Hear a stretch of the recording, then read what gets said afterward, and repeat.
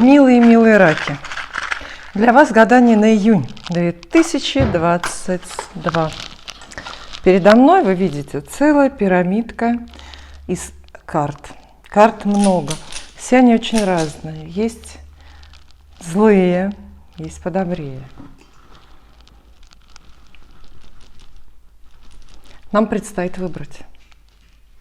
Я нарочно сегодня вас привлекаю к участию в этом процессе. Ну, просто сама затрудняюсь. Я хочу, чтобы вы сейчас их рассмотрели и сказали, какие карты вам больше нравятся. Я услышу, поверьте, я услышу. Итак, во-первых, вот на этих картах мы не будем гадать. Венский сецессион. Карты очень мало предназначены для гадания вообще. Известная художница в начале 20 века создала эти карты из высоких благотворительных общественных соображений.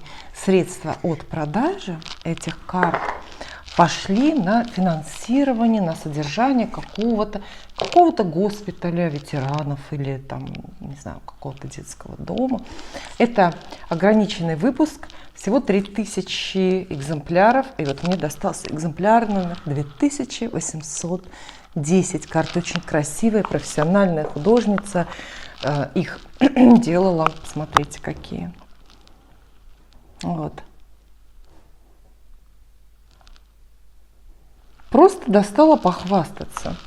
Они, знаете, здесь очень сложная система, если мы говорим о гадательном смысле, о предсказательном значении. Считается, что вот, например, на старших арканах эта художница, не сегодня я вспомню, как ее зовут, конечно, изобразила сценки какие-то яркие, запоминающиеся из собственной жизни.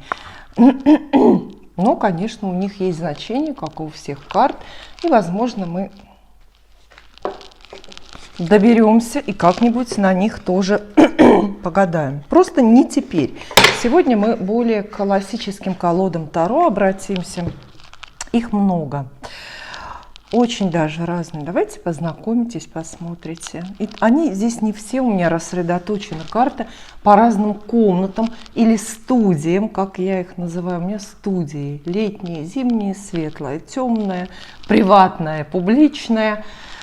Везде карты. Ну вот то, что оказалось на столе. Вот такая малюсенькая колода, почти детские, такие мультипликационные иллюстрации. Здесь только старшие арканы. Есть подписи на болгарском языке.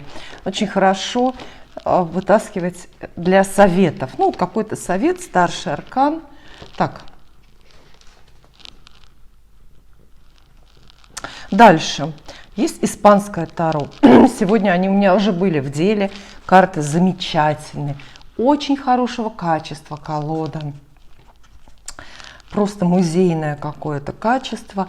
И здесь 100 карт, 2 комплекта старших арканов, по секрету вам скажу. Поэтому иногда выпадают одинаковые карты, одни и те же. Так, есть вот абсолютно классического формата Таро Кроули, всем известный. Я думаю, уж в моих руках вы их видели точно 100 раз. У нас есть аудитория. Есть вот такие незатейливые, простые карты. Как они называются? Таро Марчетти, по-моему. Да? Таро Марчетти. Есть Таро цветов, мои любимые, потому что они очень-очень красивые. Здесь на каждой карте изображен какой-то цветок, подписан. А здесь вот наоборот нет старших арканов, только младшие. Ну вот, например, рыцарь жезлов здесь, это маг. У меня, кстати, цветут маки много вокруг моего дома, много маков. Могу нарвать. А вот там вот стоит 1, 2. Вот маки. Это Таро цветов, если вам нравится. Вот такой отличный повседневный, каждодневный оракул есть. Идеальные карты, тоже очень тонко составленная колода, старая, ну я имею в виду, сама колода придумана. Так, это просто титульные картиночки. Есть гигантская Кроули, огромные карты. Есть вот такие строгие, но красивые золотое таро. Вот рассматривайте, какая вам нравится колода. Ну, это Ленорман. Мы можем ими воспользоваться тоже в качестве совета. Царские таро сверкают так, как что режет глаз. Таро кошачий глаз. Все кошки, на каждой карте кошки такие хорошенькие. Итальянские карты тоже хорошего качества, очень трогательные иллюстрации. Ну, вообще, где котики, вот вы видели сейчас, так, там всегда все трогательно. Итак, дальше для рака я предлагаю, например, ну, таро классическое, хотя это скорее неоклассика, это не совсем. А классическое таро это вот, это то, что хотела сказать с детства, но надеюсь, что нет. Это то, что, к чему у нас глаз привык, потому что мы миллион раз видели вот эти картиночки везде, и в гаданиях, и просто где-то они. Вот хорошие, безусловно, очень-очень хорошие эти карты. У меня есть еще редчайшая колода, никогда не видела ее нигде в продаже. Вообще удивляюсь, как мне повезло их купить. Это здесь в Болгарии было по гравюрам средневековым сделаны иллюстрации без названий, хотя она как-то называлась. Таро Висконти позолоченные. Вот тоже классика жанра марсельское таро, кстати, очень хорошие карты, откровенные. Она, вот видите, какая замученная колода, потому что я на них гадаю людям, ну, делаю частные гадания, приватные гадания. Когда в скайпе разговариваю с людьми, я использую в основном вот марсельское таро, потому что они, видите, и прямые, и перевернутые здесь есть. То есть это такое полноценное, по правилам искусства бывает гадание. Есть Напа таро, новые карты. Очень интересные тоже, какие-то своеобразные. В общем, ну, тут я даже эту коробку не разберу. И что вы думаете, я выбрала, да? Я уже остановила свой выбор или нет? Как вы вот читаете по моим глазам?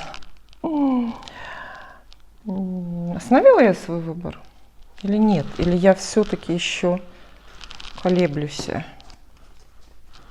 Нет, я на самом деле остановила, я выбрала. Видите, не зря же я их все эти карты перебрала тут перед вами. Я выбрала. Я буду гадать раку на классической колоде Уайта. Хорошо? Кто-нибудь тоже выбрал ее, кто-то остановил свой глазик на ней. Ну, вот они мне, я их как-то сейчас почувствовала родными, родственными для вас. Мне кажется, это не случайное действие мы с вами, не случайный экскурс в мою коллекцию карт провели. Итак, классическое таро и июнь для рака. Июнь 2022. Что сказать про июнь, друзья? Ну, летнерожденные люди, раки, вы-то, уж вам-то точно наверняка известно, как хороший июнь, потому что вы ждете дней рождения своих, правда, в июне, предвкушаете подарки, может быть, поездки на день рождения куда-то в красивое место. В конце июня и сами дни рождения у вас начинают греметь и вас радовать. Поэтому я думаю, что наступление июня для рака это, в общем, всегда очень даже радостно. Радостное время, такой радостный момент. Вот. И сначала про работу. Что бы вы ни хотели сделать с вашей работой, бросить ее, например, и переключиться там на, не знаю, на творчество или на бизнес, или, может быть, наоборот, вы хотите взяться и всем доказать, что вы лучше всех, и покорить вершины карьерные, завоевать новую должность. Вот что бы вы ни хотели сделать своей работой, может, найти ее наконец. Обо всем этом спрашивайте, карты ответят. Карты ответят, расскажут, что в профессии, в работе, в бизнесе ждет рака. Естественно, в июне. Мне, знаете, для меня настолько все-таки в последнее время быстро летит время, да, в последнее время быстро летит время, что я не могу не успеваю, делает эти гадания на месте, не успеваю переключаться, мне кажется. Как? Мне странно слышать, я говорю, июнь? Неужели это июнь?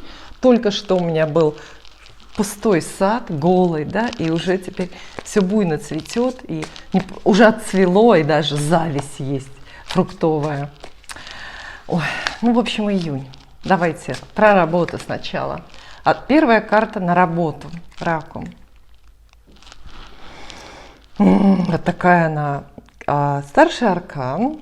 Шестая карта, шестой аркан, карта влюбленные. Очень-очень с хорошим смыслом. Это хорошая карта, которая, как любой старший аркан, описывает крупные события, серьезные, не пустые, не проходные эмоции, описывает замечательные новости, а самое главное, она обещает вам серьезнейший выбор в работе.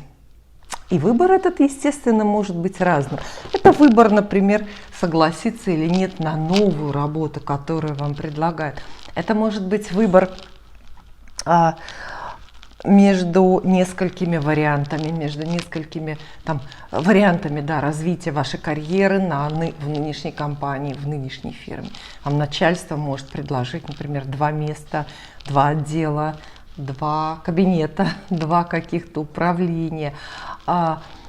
Выбор может быть даже более масштабным, то есть это выбор между 2 даже профессиями, почему бы нет. Именно с картой влюбленные люди меняют принципиально работу и жизнь, да, то есть переквалифицируются, что называется, в управдомы. Вы можете, может быть, из бухгалтера перейти в художницы. Почему бы и нет? То есть карта влюбленные, первый ее хороший смысл, она говорит, что есть выбор, да? Карта называется выбор. Это значит, что будет выбор. Разве это не прекрасно? Главная добродетель человеческой жизни – это свобода, и выбор – это необходимый атрибут свободы. Нет свободы без выбора. Вы можете выбирать. Вот не кто-то выбирает за вас, ни дядя, ни начальник, ни государство, ни даже высшие силы или вселенная, а вы выбираете. Да, это ответственно. И от этого выбора, скорее всего, ваша судьба очень надолго поменяется, и очень сильно от этого выбора зависит. Но все равно так приятно чувствовать, что ты управляешь своей судьбой. А еще карта влюбленные – это пара. Пара. То есть здесь в ваших профессиональных или бизнес-делах есть идея какая-то совместная. Рядом с вами есть человек, который, возможно, так же, как и вы, заинтересован в этой же работе. Либо вы, например, вы можете парой с кем-то, с лучшей подругой или с другом отправиться на новую работу. Некоторые люди так делают, стесняются одни сами ходить по собеседованиям и подружку за компанию берут. А эта же карта обещает вам очень серьезную поддержку и встречу со своими, как минимум с одним, да, своим человеком на работе. Может быть, вы-то не меняете работу, как раз-таки сидите на одном месте, а у вас приходит начальство. Или у вас приходит новый человек на работу, и вы на него смотрите и понимаете, вот мой, это идеальный для меня напарник, это тот, с кем мы будем вершить великие дела, это тот, с кем мы вот в профессиональном смысле очень эффективную пару составим. Кстати, для бизнеса это тоже партнерство в бизнесе равное, честное, идеальное. То есть у вас может появиться бизнес-партнер, без которого вы сейчас уже не поймете, как вы раньше жили. Потому что это будет ваша энергия, и ваше сердце, и ваша голова. Вот. А еще, конечно, естественно, карта и про любовь. Да? Она же называется влюбленные. Вроде как первый смысл ее должен быть такой. И очень многим карта это обещает служебный роман. Я, кстати, совершенно недавно, буквально, по-моему, позавчера посмотрела первую версию, предыдущую, вот служебного романа. Это экранизация, телеспектакль по той же пьесе «Сослуживцы». Известный фильм, да, служебный роман, мы все видели его 100 раз. Но есть более ранняя, там, по-моему, с разницей 7 лет, версия, тоже имеет право на существование, там тот же сюжет, те же диалоги, но другие актеры, и там, мне кажется, немножко другие смыслы приобретает эта история. Посмотрите, если вы ее не видели. Вот, служебный роман. Но, если это служебный роман, то, друзья, это не интрижка, это что-то такое, серьез и надолго. Скорее не служебный роман, а как в том фильме, возможность встретить свою судьбу, своего самого главного в жизни человека, но на работе. Где еще современным людям знакомиться? Мне вот все время интересно, да, вот только на работе, потому что либо вы идете на работу, либо вы идете с работы, либо вы сидите на работе. Поэтому служебных романов, наверное, много. Вторая карта на работу раку. Прекрасно. Шестерка жезлов.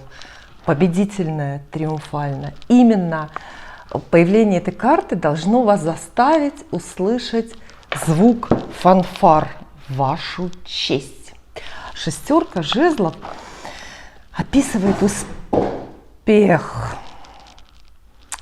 Описывает успех, но знаете какой? Вот в чем отличие ее? Успех такой очевидный, заслуженный и какой-то публичный, знаете, такой нарочитый успех, когда вас хвалят, там чем-то награждают, вам аплодируют. Но людям, у которых вот публичная профессия, публичная, да, какая-то профессия, связана там с выступлениями, с известностью и все, это состояние шестерки жезлов очень хорошо знакомо, потому что, почему? Это звук аплодисментов. И это какие-то похвалы от, там, я не знаю, зрителей, подписчиков, да, вот. А для всех остальных это может быть шестерка жезлов, это ваш признанный успех, например, почетная грамота, я не знаю, есть сейчас такие или нет, да, вас выделяют.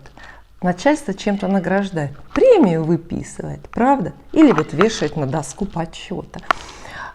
Шестерка жезлов описывает с большой честью завершенный, например, какой-то проект профессиональный или проект в творчестве или в бизнесе. Вот прекрасная карта. И вместе они очень хороши. Какое-то победоносное шествие у вас есть на работе, в работе. Третья карта здесь. Еще лучше, что ли? Рыцарь кубков. Не обращайте внимания. С ним все в порядке. Рыцарь кубков – это фигурная карта, обозначает человека в первую очередь. Где-то на работе, в околопрофессиональной сфере раки встретят доброго человека, который помогает, обещает, располагает, заступается, сушит слезы, подставляет жилетку. Это друг, коллега, кто-то, с кем вот приятно работать, встречаться на рабочем месте. Может быть, новый коллега, а может быть и уже известный, который возвращается из отпуска. Вот. А рыцарь кубков это человек, который откровенно демонстрирует вам свое доброе расположение. Поэтому с этой картой идет и признание, идут признания, советы, поддержка, какие-то предложения, приглашения. И приглашение, кстати, на новую работу. Если вы в июне планируете найти новую работу, то у вас величайший шанс это сделать. Постарайтесь их не пропустить, потому что, во-первых, вот он, человек, который зовет и ждет вас на этой новой работе. Вот он, предлагает: на, возьми. Во-вторых, есть уже заведомая какая-то заочная ваша гордость за себя, за это место, за то, что вам такая работа досталась. То есть, знаете, работа же нам нужна не только из-за денег, но хочется своей работой еще и гордиться. похвастаться, если что, при случае, что вон я какую должность занимаю. Вот. Это вот оно как раз самое. Шестерка жезлов – это карта удовлетворенного, утоленного самолюбия или честолюбия. Вот. И здесь есть карта влюбленные, это выбор. То есть это для вас пространство вариантов, возможность согласиться или не согласиться, а может быть даже выбирать из 2 или 3, 4 одинаково хороших предложений о новой работе. Карты триумфальные, прекрасные. А теперь деньги. Что ждет раков в деньгах? Ваша финансовая жизнь такая наполненная, насыщенная или нет? Посмотрим. Первая карта про деньги расскажет. Угу. Старший аркан – карта маг. Ну, понятно из названия, что карта маг дает нам отсылку к некой магии. И описывает она человека. Первое значение пусть будет у нас такое. Человека, который очень-очень многим распоряжается. Чувствуете, да? Смотри абзац выше. Я вам уже про это говорила. Вам выпадала карта влюбленной. Я говорила, что у вас будет очень много выбора в работе. Знаете, вы выбираете. Не вас, не ждете, когда вас кто-то выберет, а вы выбираете. На что согласиться, а что отвергнуть. Знаете, это как какой-то признанный голливудский актер достигает каких-то высот и потом уже придирчиво роли выбирает, где ему согласиться, где ему отказаться. Вот вы так будете выглядеть в июне. И с деньгами то же самое. Маг – это человек, который все выбирает и решает по собственному усмотрению, руководствуясь, то есть только своими потребностями и принципами. И давайте мы в этой карте, в этом портрете увидим вас. Июнь вкладывает в руки рака ее, вот эту самую волшебную палочку. Вот видите как? Вот она у него в руке. А это значит, что вы сможете очень распоряжаться деньгами, но в основном своими, хотя может быть и чужими, почему бы нет, это могут быть заемные средства или чьи-то инвестиции в ваш бизнес. То есть по этой карте вы именно распоряжаетесь деньгами. А если распоряжаетесь, давайте подумаем, значит что? Значит деньги и есть. Карта вам предлагает возможность как-то поступать с вашими деньгами. Дурно ли, хорошо, рационально или нет, это мы сейчас не обсуждаем, это не важно. Самое главное, что это по-вашему будет, понимаете, да? По-вашему. Не подчиняйтесь обстоятельствам. А иногда это другой человек. Тогда маг – это тот самый волшебник или фея, та самая, которая к вам прилетает и разводит руками ваши денежные проблемы. Что-то вам дает, дарит. Вот так. Вторая карта про деньги для рака. Тоже очень хорошая. Шестерка кубков. Карта эмоционального комфорта. Вот о чем бы вы ни суетились сейчас в смысле денег, может быть, какая-то сделка вам предстоит, может быть, там долги и кредиты, может быть, очень большие расходы новые у вас появляются, например, на обучение ребенка, ребенок куда-то поступает, или это летний отдых невероятный какой-то по цене, с учетом, какие сейчас цены на авиабилеты. Шестерка кубков говорит, что не придется переживать. Вот все, что вы в деньгах получаете или планируете, сложится с каким-то максимальным комфортом, уютом таким для вас, понимаете? А шестерка кубков – это помощь, это понимание, это способность, ну, в общем, расслабиться и не бороться за там, финансовую состоятельность или нет. Это еще и карта какого-то прощения, принятия. Возможно, вам предстоит с кем-то помириться на почве денег. Но помириться на почве денег, кстати, тоже можно.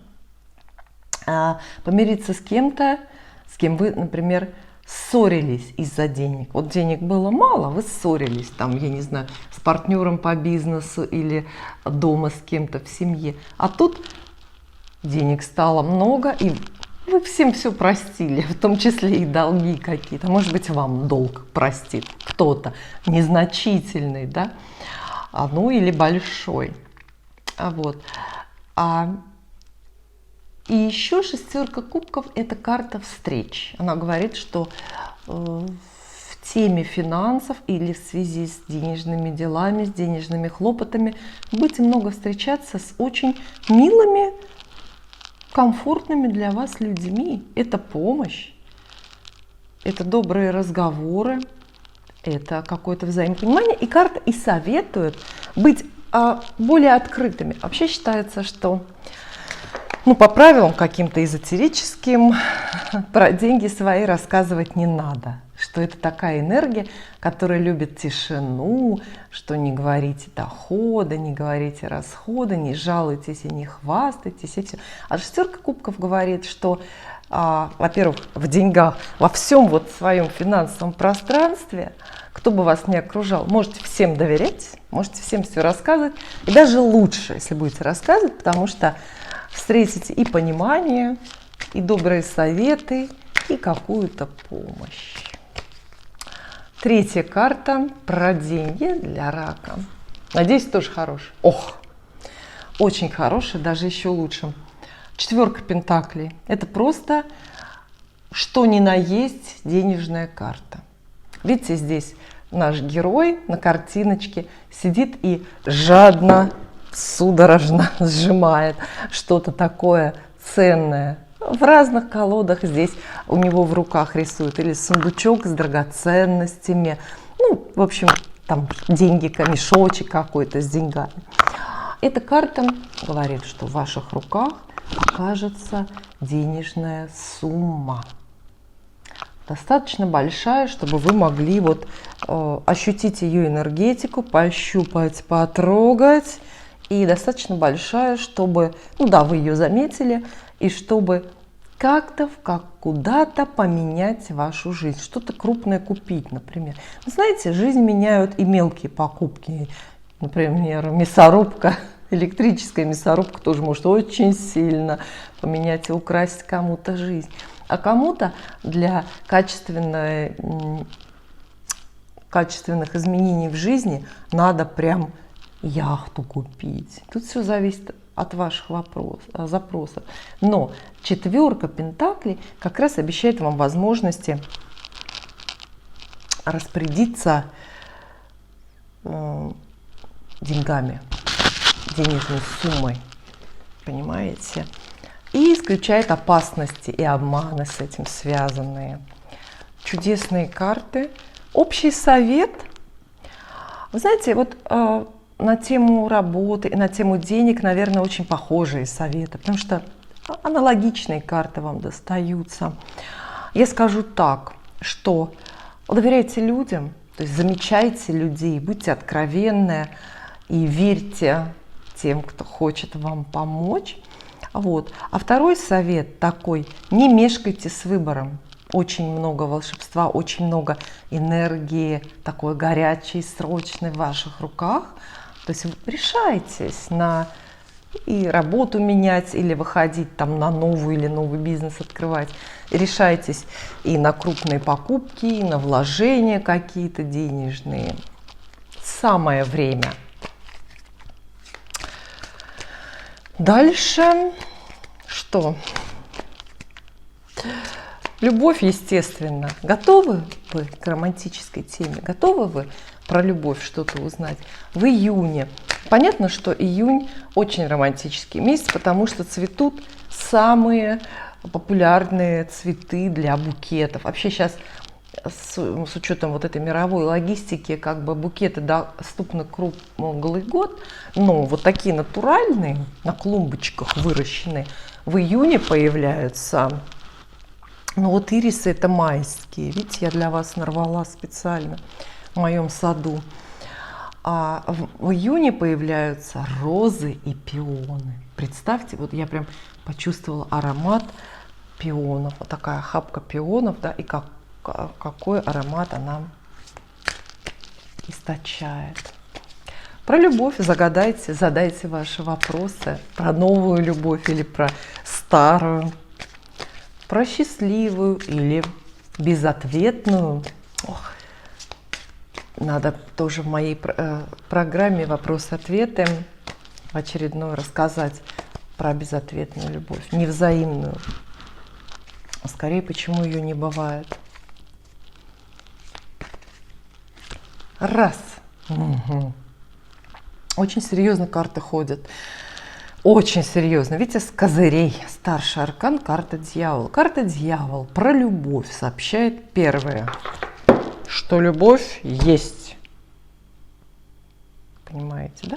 Дьявол – это и есть воплощение любви, страсти и такой романтической привязанности между людьми. Вот они, мужчина и женщина, прикованные некими цепями, воображаемыми, естественно, буквально к одному месту, которым заправляет дьявол. Поэтому и слово это страшное, и иллюстрация обычно на этой карте, на этой карте страшная. Но здесь просто такая средненькая, она в некоторых колодах просто ужасные рисует. Если я вспомню, где-то есть прям вот совершенно кошмарная картинка, режет глаз. Из хорошего карта обещает, что у вас будет в июне страсть. У вас не пустое сердце, вы будете там переживать и приступы тахикардии, и бессонные ночи, потому что вот колотит вас буквально страсть воплощенная. То есть, что такое страсть? Это много-много эмоций. Раки должны эмоций всегда много переживать, потому что ваша масть вода. Вода – это масть эмоций. Больше никто, кроме водных людей, вот такого накала страстей, эмоций не переживает. Мы все вокруг вас просто дети по эмоциям, по сравнению с вами. Вот. Поэтому эта карта дает и какую-то отсылку к вашему знаку, то есть имеет какое-то астрологическое соответствие. Страсть, любовь новая, продолжающаяся. Это из хорошего, а из плохого тоже много. Потому что в целом, вот знаете, карта дьявол идет как продолжение карты влюбленные. Да? Посмотрите, здесь же по сути одна и та же картинка. Смотрите. Картинка-то одна и та же. И вот эти вот главные действующие лица, мужчина и женщина, условные Адам и Ева, это же одни и те же люди.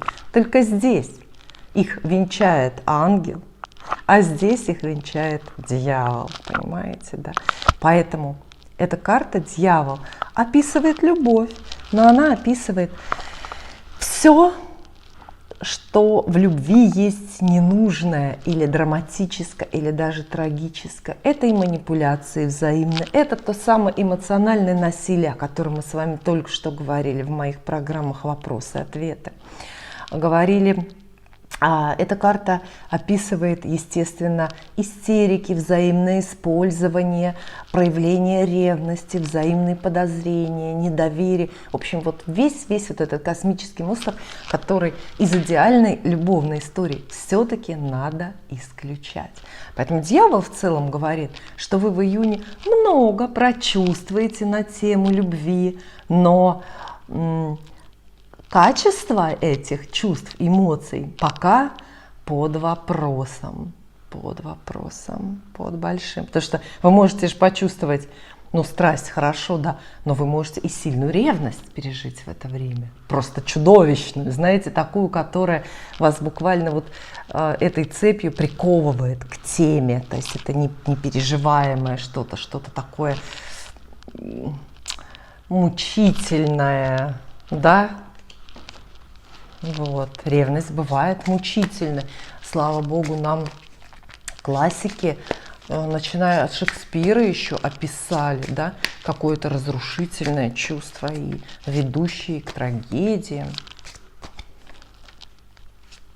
Вторая карта про любовь для рака.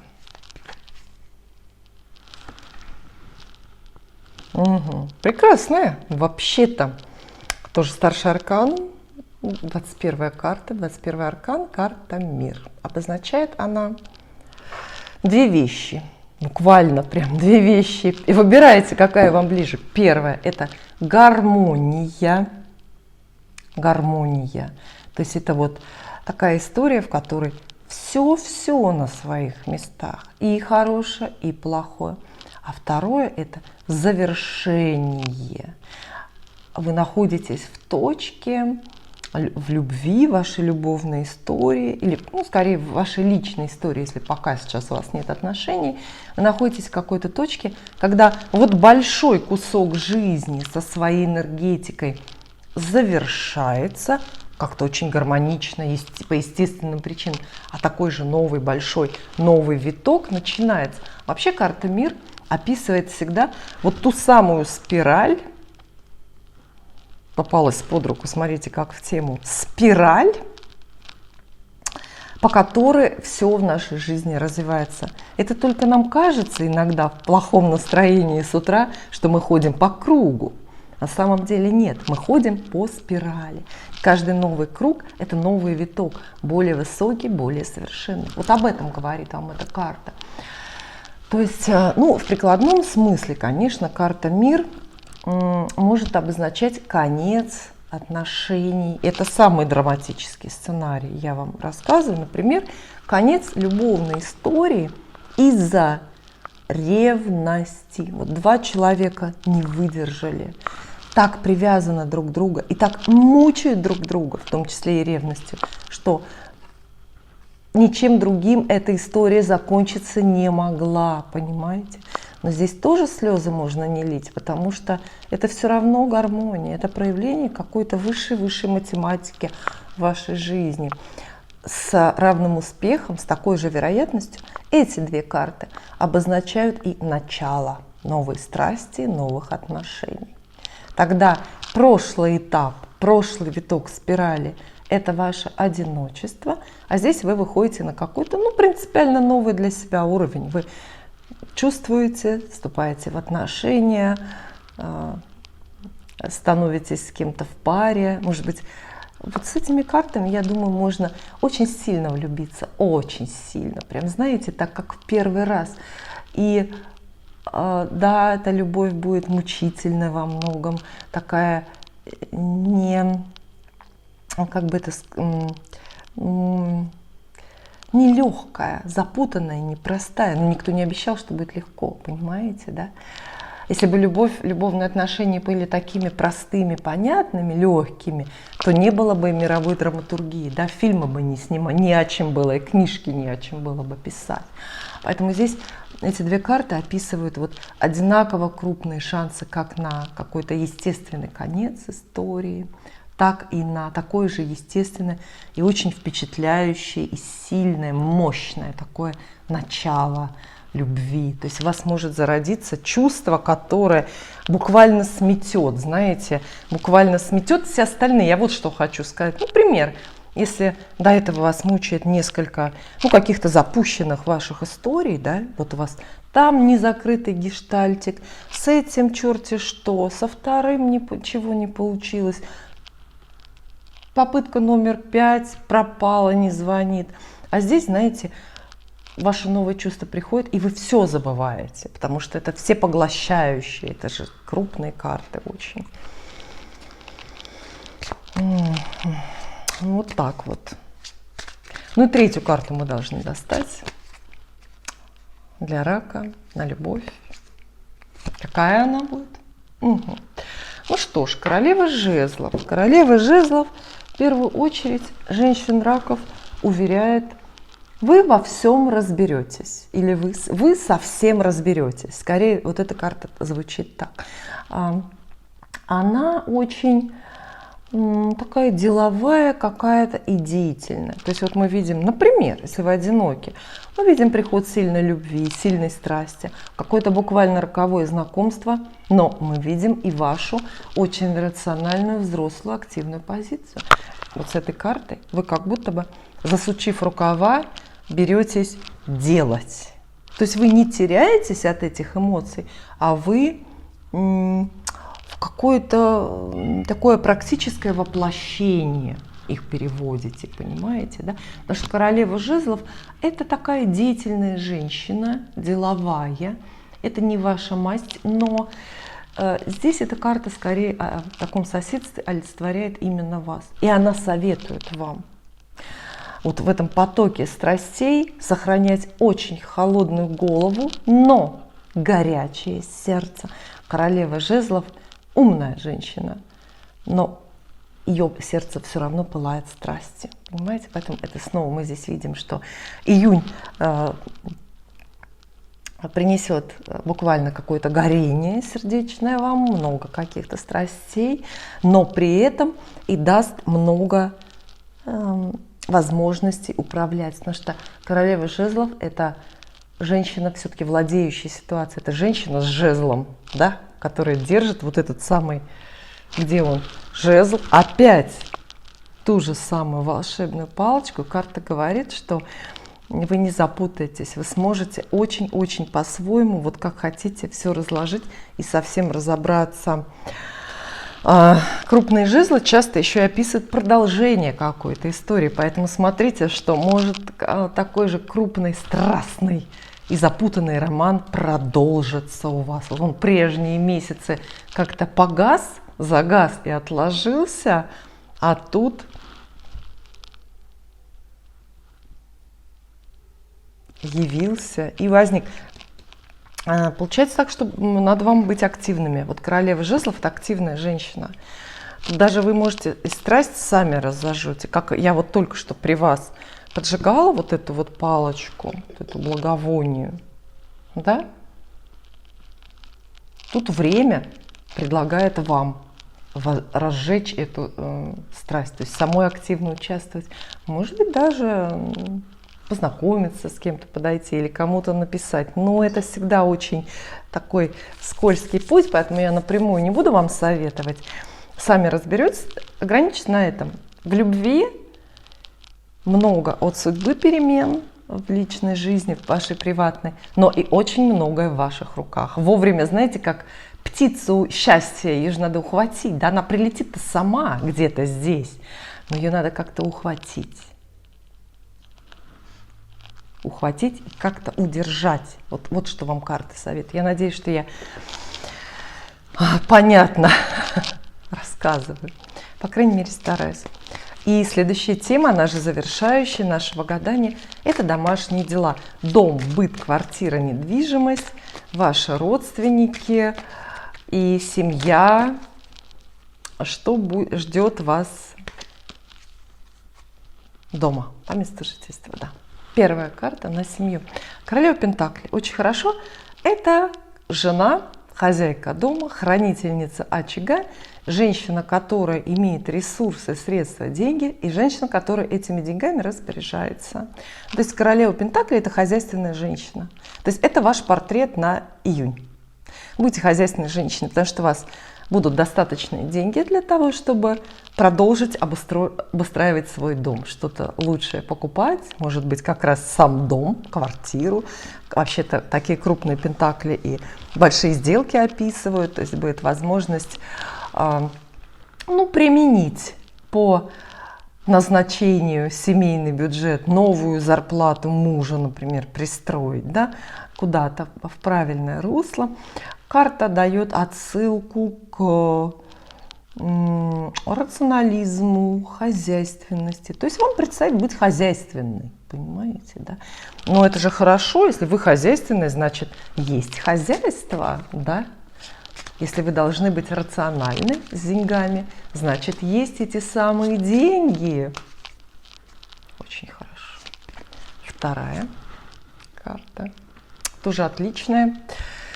Продолжение. Все продолжайте, советует вам тройка жезлов. Это оптимистичная карта.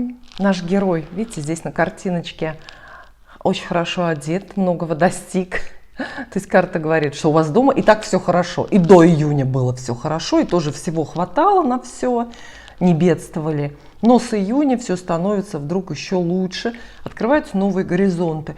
Это возможности воплотить то, о чем вы мечтаете для вашего дома переехать или просто улучшить как-то свой дом, быт, там что-то купить, перекрасить в конце концов потолок на кухне. А карта описывает ваш энтузиазм к таким делам и счастье. Счастье от того, что у вас действительно вот это все есть. Карта описывает новые возможности. Ну, относительно вот вашего дома, возможности любого уровня.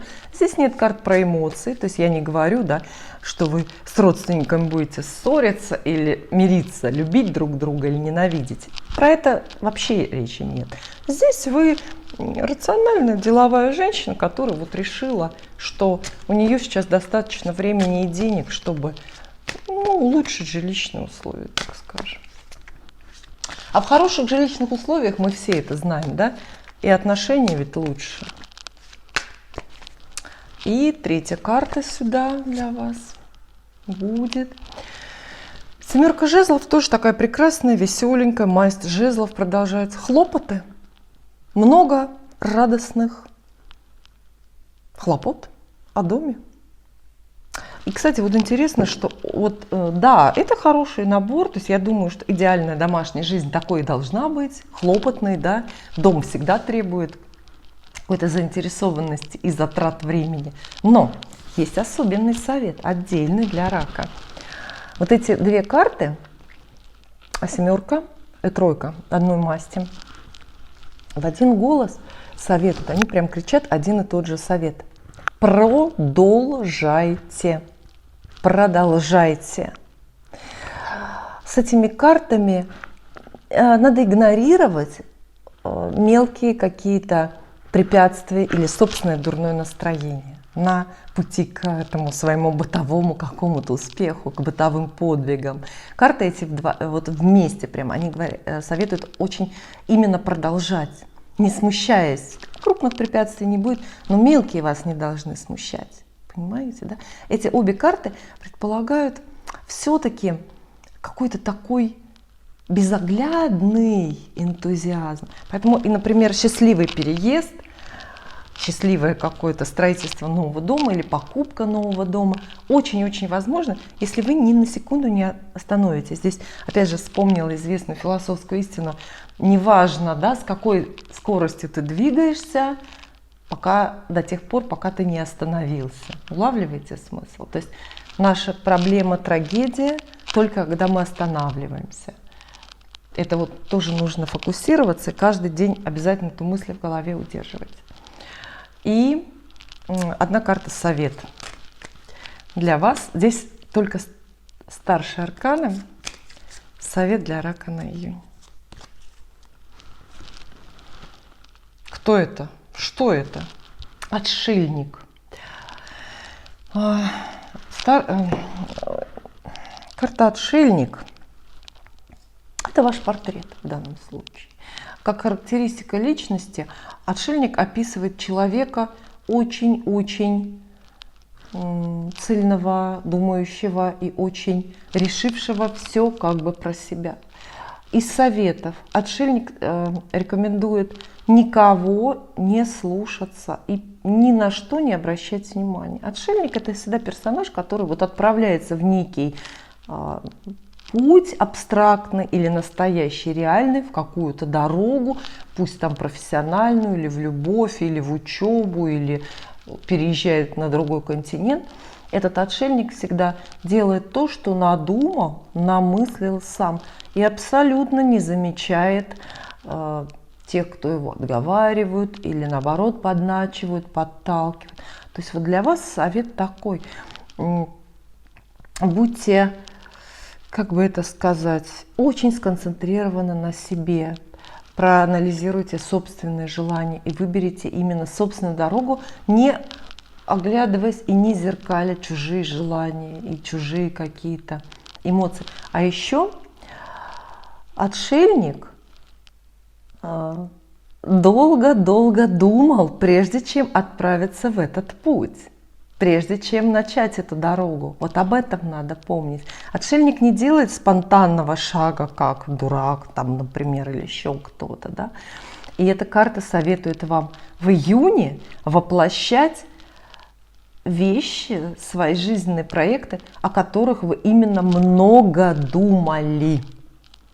Вот вынашивали в сердце, в голове. Это должно быть что-то такое осознанное, такое осмысленное, такое вот уже переболевшее, знаете, прочувствованное. Ну что ж, дорогие раки, я очень рада, что вам достались такие замечательные карты. И мы обязательно с вами еще увидимся.